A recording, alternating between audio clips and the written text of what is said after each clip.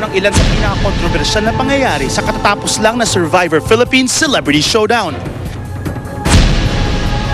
Ginawa niya ang lahat para manalo upang magkaroon ng katuparan ang isang pangarap. But for me, you give me a chance to be with my son every day. Pasasalamatan ko yung buong buhay ko. Pero sa kabila ng mga plano at strategy na pinangunahan niya sa isla, sa bandang huli, nagpa siya pa rin ng Tribal Council na i-vote out siya at maging miyembro ng jury. After the sole survivor was announced, marami nakapansin sa pagmamadali ni Aubrey na umalis pagkatapos ng live finale last Friday.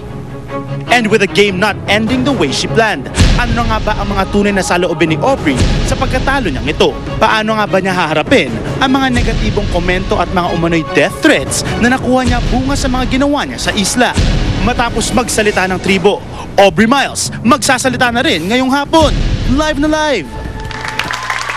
Mga kapuso, kasama ko na nga po ngayon ang kontrobersyal na pasimuno di umano sa isla, ang ikapitong miyembro ng jury ng Survivor Celebrity Edition, Miss Aubrey Miles. Hello, Aubrey. Hello, sweet. Magandang hapon po. Hello. Aubrey, unahin ko na yon. Nag-walk out ka ba talaga after the finals? Kasi nagmamadali ka daw.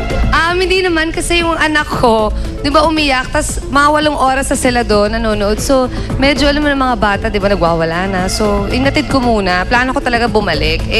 Dumiretso na. Oo, kasi nag-after party na. Ganun, gumimik na kami. Sumunod ka naman sa after party? Oo, sumunod naman ako. Kasi ang dating sa balita, nag-walk out ka, umuwi ka na, tapos dead man na yung gano'n. Di naman. Alam siguro ng mga nanay yan. Diyos ko, nagwawala mga anak natin pag mga 8 oras, 9 oras. Ang tagal-tagal na naging tayo. Pero, right. Tama naman, valid naman. Ang gusto ko malaman ngayon, Aubrey, no? Grabe, nag-tie kayo ni Aki, di ba? Parang ikaw yung naging ikapitong jury. Parang ando na, malapit na di ba? Tapos nakatay mo pa yung nanalo. Anong pakiramdam? Siyempre, hindi ko naman sasabing masayang-masaya ako. No? Siyempre, sad ako na yun na yung chance ko, tapos hindi pa ako nanalo. And alam ko sa sarili ko, para sa sarili ko, kaya wala akong bitterness kasi alam ko sa sarili ko na panalo ako sa sarili ko. Pero sa ibang tao, syempre, hindi ko naman mautusan sila na kung ano man yung nasa isip nila.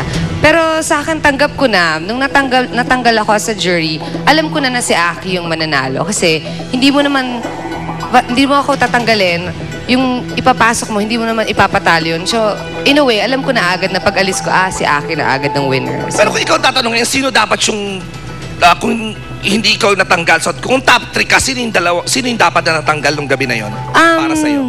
Ang hirap ng tanong mo, syempre, di ba? Parang lahat naman kami deserving talaga. Pero, syempre, ang pinaka-deserving, gusto ko sarili ko, di ba? Pero, kung may tatanggalin, siguro, ang hirap na. Syempre, di ko masagot. Sige, si Aki na lang. Total, nanalo naman na siya. Hindi, hypothetical lang naman, Kung titingnan mo, sa amin dalawa, sino paglalabanan? Siyempre, siya yung gusto ko matanggal. Ako, gusto ko panalo. Pero, it's not meant kasi to parang direct competition, parang gano'n Oo, pero gano'n lang talaga. Pero hindi naman ako galit. So, bilang ikaw ang natanggal, naka-apekto pa to doon sa binoto mo nung sa finals na? What do you mean? Pwede at least nagkaroon ng dalawa-dalawa. Yung binoto ko si Irvicus to be the sole survivor and then nagdalawa si Solen. I think naging fair naman yung mga jury. So ano naman pakiramdam mo ngayon? Sabi mo kanina, hypothetical, sana si Aki yung gusto mong ma-out, pero siya yung nanalo. Anong... Deserving naman si Aki. Wala naman ako sinasabi na hindi siya deserving. Na para sa akin, yung 4 na yun, deserving talaga kung sino man na manalo sa amin. Pero syempre, may bet din ako kung ako yung natanggal. So, mahirap iutos sa akin na gusto mo talaga, ayaw mo si Aki, hindi ganon. Meron akong sariling bet, like yung other people na may sariling bet din. Aubrey, marami nagsasabi kasi mag-extremes talaga yung the way you played the game. Si Aki talagang clean game, fun, ginalingan lang niya. Ikaw, strategist nga, pasimuno, pasaway. Ngayong natalo ka, pinagsisisiya mo ba yung strategy mo na yun? Na parang ang nanalo yung gumawa ng malinis na laro. Hindi naman. Saka ito lang sabihin ko, dito sa game na to, nobody will go out clean. Everyone will go out guilty. So, hindi ako... In one way or the other, no? May ginawa din kalokohan. Hindi lang siguro, ayaw lang yung ibang tao kasi sarado na isip nila na hindi ganon. Pero wala akong sinasabing masama ugali ni Aki. Meron ka bang alam na ginawang medyo bad din or naughty rin ni Aki habang nasa isla kayo? Parang hindi namin napansin yun. Wala namang sa totoong buhay, wala naman siya ginawa. Pero yung mga issue na bribe na yan, ako, Totoo ba yan? ano ka, hindi. Ayoko na magsalita ng maganda. Para sa akin, hindi ko strategy yun. I'm just telling the truth. Yun na. Ito na, nakakatanggap ka na daw ng death threats dahil sa pagiging strategist mo at pasimuno sa isla. Mga message sa Facebook na... Kaninong mga fans to or wala? Mga fans lang ng Survivor. Ang daming fans pa Siguro. naman ng Survivor. Oo, yung mga nagalit sa akin na saksakan daw nila ako, buhusan daw nila ako na acid. Huwag naman ganung level na. Oo, yung may humabol pa sa akin sa mall. Kasama ko yung anak ko. May humabol sa akin na yun na nga, sama doon ugali ko sa Survivor. Ganyan sabi ko, naku po, hindi na po ako kilala. Ako, Aubrey, naiintindihan ko na kilala naman kita, di ba, sa tunay na buhay na alam ko nilaro mo lang, di ba? Pero ano ngayon ang plano mo? Dahil para sa ibang tao, yun si Aubrey Miles, di ba? Masama ugali, kinakausap niya yung para magbago ng desisyon, di ba? Yung lalo yung mga fans, di ba? Para sa akin, kasi judge nila yung artista, nakikita nila sa totoong. Hindi ko alam kung sinasabi nila na kilala nila na totoong tao. Ako, hindi ako totoong tao.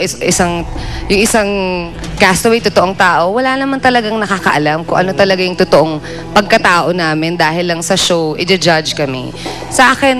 Para sa akin, makikita mo siguro half of me sa show and half of my pwedeng portrayal ko ano gusto ko sa show na to, di ba? Parang hindi talaga buong pagkatao namin nakikita mo sa show.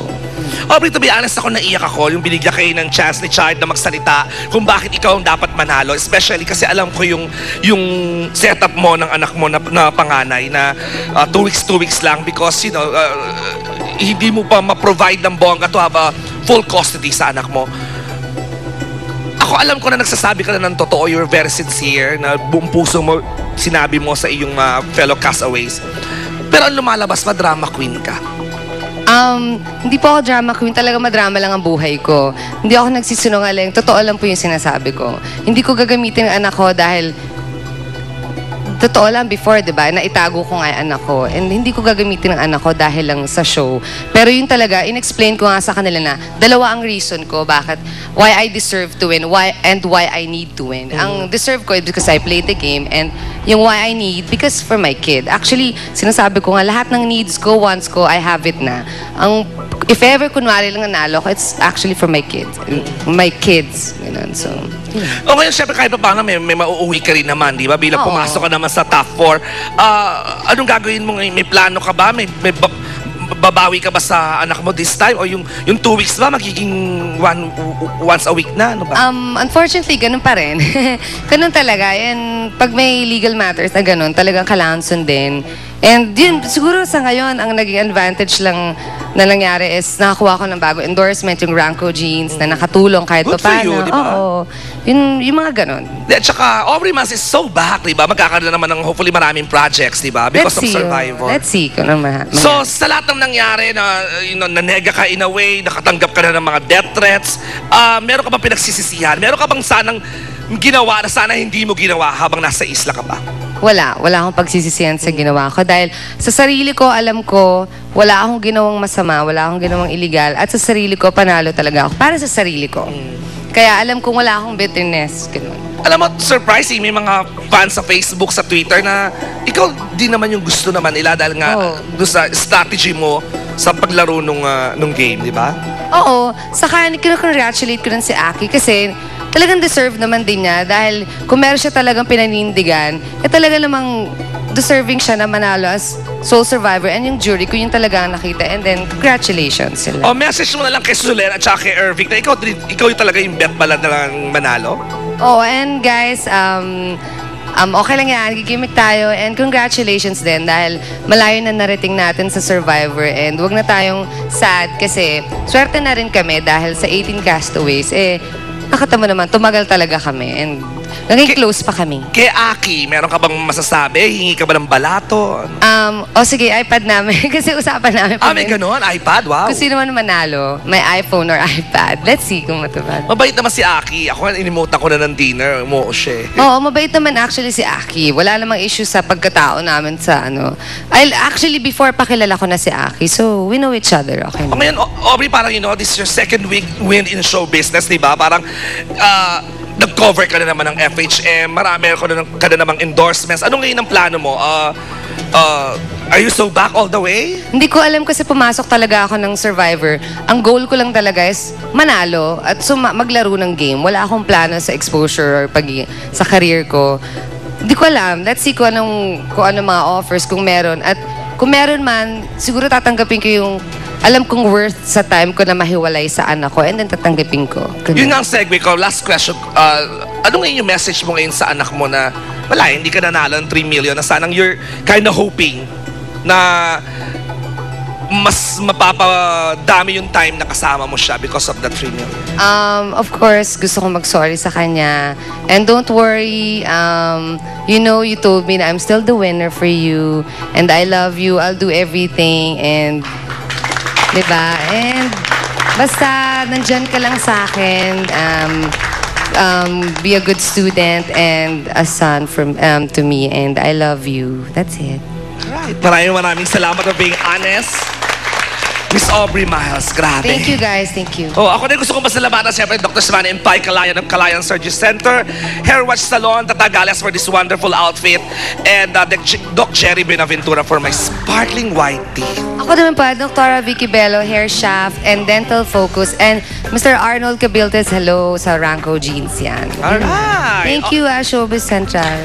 Mga kapuso, Miss Aubrey Miles, dyan lang kayo ha. Huwag na mong maglipat ng channel. Tutok lang po sa Showbiz Channel sa aming pagbabalik. Ayan. Nagsalita na ang kapatid ng controversial presidential stylist na si Miss Liz Uy na si Lorene Uy tungkol sa estado ng kanyang love life. Diyan lang kayo.